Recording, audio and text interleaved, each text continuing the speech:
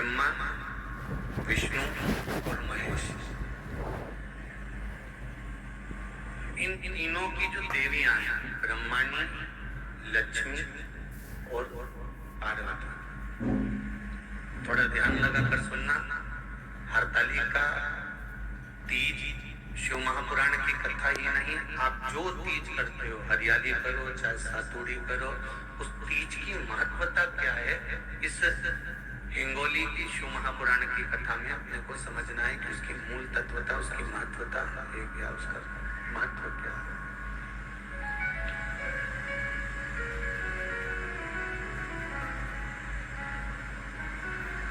भगवान ब्रह्मा, भगवान विष्णु और भगवान शिव, इन तीनों की जो अर्धांगिनियां, ब्रह्माणी, लक्ष्मी और पार्वती, इन तीनों ने तप कर साधना कर ब्रह्मदेव को, भगवान विष्णु को और भगवान शंकर को प्राप्त किया, और तीनों ने प्राप्त कर तीनों देवताओं से वर मांगा कि वर हमको ऐसा दीजिए कि हमारे तप साधना का फल नारी को तीज के दिन प्राप्त हो जाए। अब देखिए जरा, एक ही व्रत से, एक ही उपवास से उसको संपूर्ण तप साधना का फल प्राप्त हो रहा है, संपूर्ण तप साधना का फल उसको मिल रहा है। मात्र एक व्रत से, केवल एक व्रत कर रहे हो, संपूर्ण तप साधना का फल उसको प्राप्त हो रहा है। ऐसा कोई व्रत, ऐसी कोई साधना, ऐसा कोई शंभो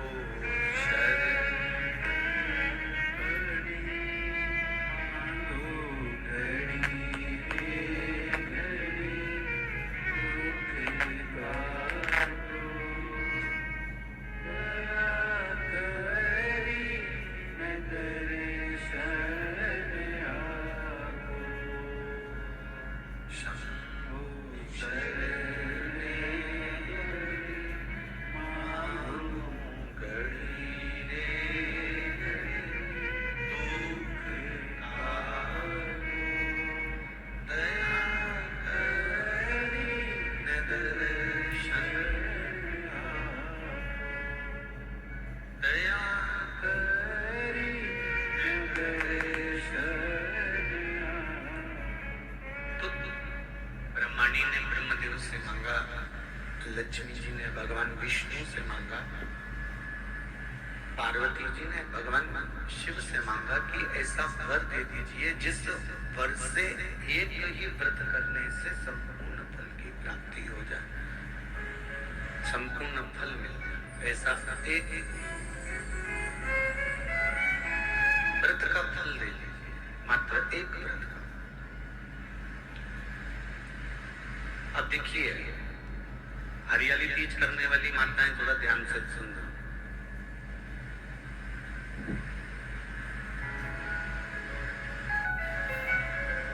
हरियाली तीज जब माताएं करती हैं तो एक हरियाली तीज, एक गणगौर की तीज,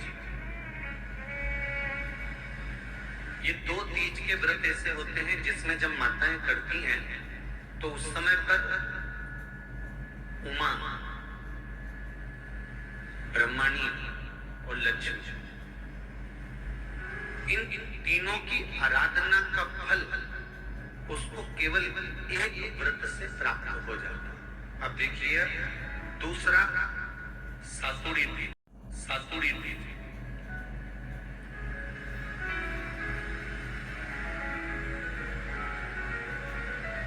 इसमें उमा और महेश्वर, उमा और महेश, ब्रह्माणी और लक्ष्मी, इन चार के व्रत तप का फल एक साथ सातुड़ी तीज के दिन प्राप्त हो जाता है। अब एक आती है हरतालिका तीज, आप लोग करते हो हरतालिका? यहाँ लोग करते कि नहीं करते? करते हैं यहाँ पे हड़तालिका? कौन कौन करता है? जरा हाथ उठाओ तो जरा। अरे सभी करते, रखो रखो, बहुत बढ़िया, बहुत अच्छी बात। एक आती है हरतालिका तीज। इस तीज का व्रत माता पार्वती बेल वृक्ष के आनंद के साथ में फुलेरा बनाकर करती है, और जिसमें इस हरतालिका में माता पार्वती जी के जितने जन्म पहले हुए हैं, माता पार्वती का जन्म तो 52 नंबर का, 52 नंबर पे माता पार्वती का जन्म है। इससे पहले तो माता के 51 जन्म पहले हो चुके, 51 जन्म माता पार्वती का पहले हो चुके। तो वो जितने जन्म माता पार्वती पूर्व में ले चुकी हैं, ब्रह्माणी जितनी बार ब्रह्मदेव के साथ में विराजमान हो चुकी हैं, इंद्राणी जितनी बार इंद्र के साथ विराजमान हो चुकी हैं, और लक्ष्मी चाहे वो राधा के रूप में हो, चाहे वो रुक्मिणी के रूप में हो, चाहे वो सत्यभामा के रूप में हो, चाहे वो यमुना के रूप में हो, चाहे वो गंगा के रूप में हो, जितनी बार माता लक्ष्मी ने रूप धारण करे हैं वो सब रूप में, और माता पार्वती अपने सारे रूप में, ब्रह्माणी अपने सारे रूप में, लक्ष्मी अपने सारे रूप में इस हड़तालिका तीज के व्रत को करने के लिए आतुर रहती हैं, और इस व्रत को कर कर एक दिन में ही संपूर्ण विश्व का जितना तप है, साधना है, उपवास है, सबका फल एक साथ एकत्रित कर लेती हैं, केवल एक व्रत में, हड़तालिका तीज। अब एक बात ध्यान से सुनिएगा, सारे व्रत आपका अगर स्वास्थ्य खराब हो गया तो आप व्रत छोड़ सकते हैं।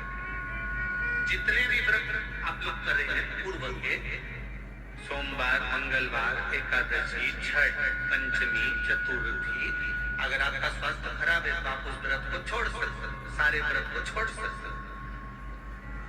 और तीज का जो व्रत होता है, हरतालिका जो व्रत होता है, ये व्रत एक बार लेने के बाद जब प्राण छूटते हैं तभी ये व्रत समाप्त होता है, अन्यथा बीच में ये व्रत समाप्त नहीं।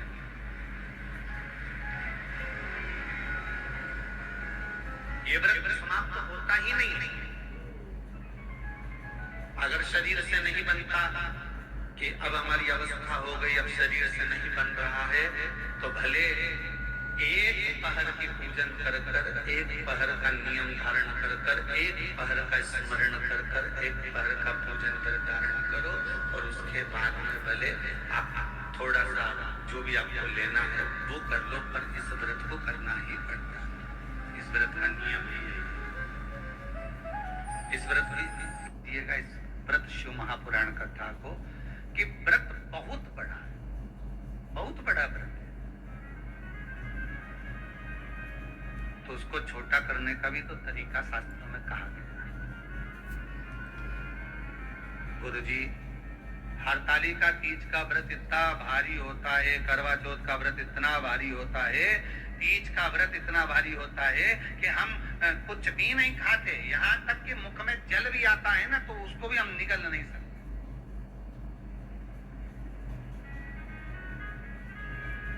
अब इतना भारी व्रत,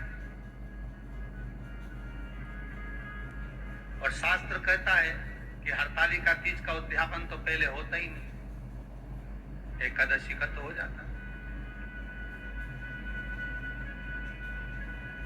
और यहाँ तो हरतालिका तीज का, अब एकादशी का तो आप 26 एकादशी जब आपकी पूरी हो जाए, 3 वर्ष बाद अधिक मास आ जाए, 26 पूरी एकादशी का व्रत करो, तुम 11 पे करो, तुम्हारी मर्जी पड़े। 26 एकादशी पर जब व्रत करोगे तो ये आपके ऊपर है, 26 पर करो। पर हरतालिका तीज का जो व्रत है, इसका उद्यापन तो ना तो पहले हुए, और इसका उद्यापन ना 13 वर्ष के पहले हुए। इसका उद्यापन तो जब तक कन्या हो, चाहे स्त्री हो, चाहे नारी हो, चाहे पुरुष हो, हरतालिका तीज का अगर उसको उद्यापन करना है तो 13 वर्ष तक तो आपको व्रत करना ही पड़ेगा। उस उसके बाद ही इसका उद्यापन।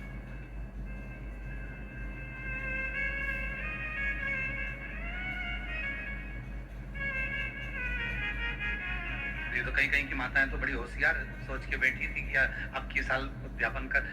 13 वर्ष अगर आपके हो गए व्रत करते करते हरतालिका तीज का। हरतालिका तीज जानते हो ना?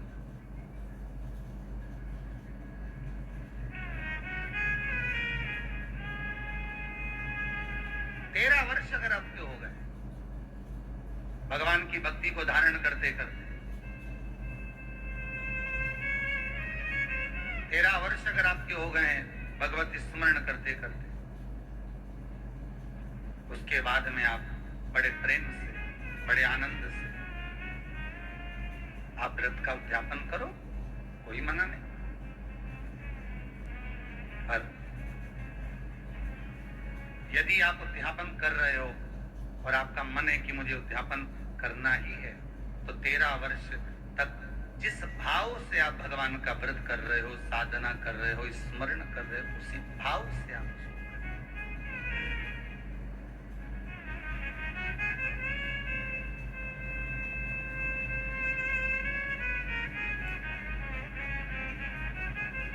गणेश चतुर्थी के एक दिन पहले आ जाती है, सहज भाषा में समझ लो तीज, हस्त नक्षत्र तृतीया।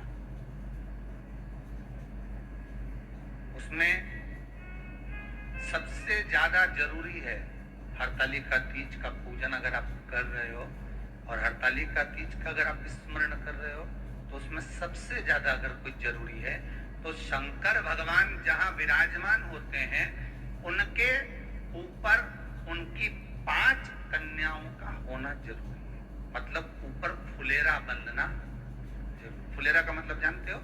एक जैसे शंकर भगवान नीचे विराजमान है और ऊपर जो जलाधारी बनती है ना, तो जलाधारी की जगह पर शंकर भगवान की हरतालिका तीज के दिन जब नारियां पूजन करती हैं, माताएं पूजन करती हैं, कन्याएं पूजन करती हैं, तो उसपे जलाधारी की जगह फुलेरा बनता है। मतलब फूल की मालाएं उसमें लटका दी जाती है।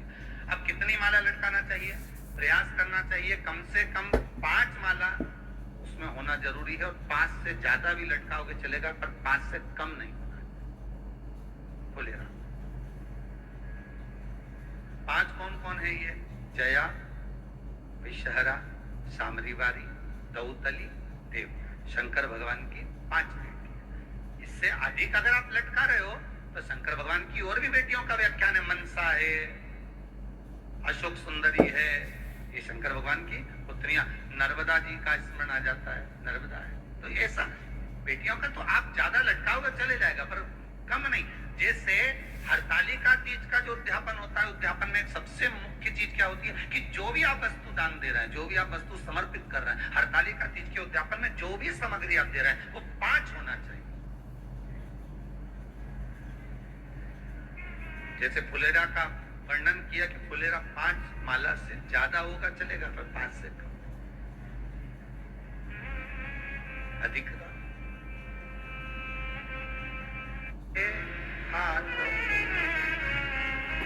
जिस दिन आप किसी व्रत को उठाओ, शिव पुराण की व्रत शिव पुराण कथा कर रही है, जिस दिन आप पशुपति व्रत उठाओ, सोमवार व्रत उठाओ, मंगलवार, एकादशी, कोई भी व्रत अगर आप उठा रहे हो, तो पहले सबसे पहले जाकर अपना जो परिंदा होता है ना, पानी का मटका, पानी का स्थल, पानी का जहाँ जल भरते हो, पात्र भरते हो, वो स्थल जो होता है ना, उस स्थल के पास में खड़े हो, हाथ जोड़कर निवेदन करो अपने पूर्वजों से